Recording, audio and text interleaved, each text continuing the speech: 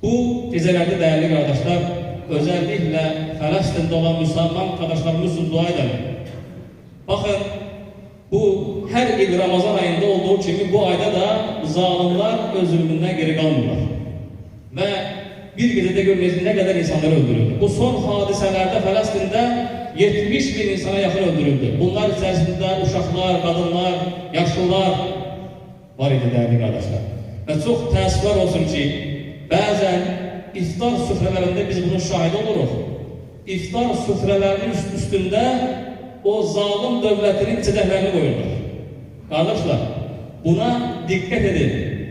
O insanlara yardım etmeyin, zalimlara yardım etmeyin. Onların mallarından almayın değerli kardeşler.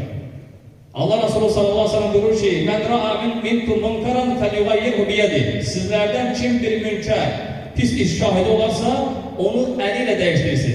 Fe in lem yestati' fe bilisani. Eğer bazarmırsa diliyle değiştirsin. Fe in lem yestati' fe bi kalbi. Ve zalika da'ful iman. Eğer onu da bazarmırsa o zaman kalbiyle buğz etsin. Buğz imanın en aşağı mertebesidir.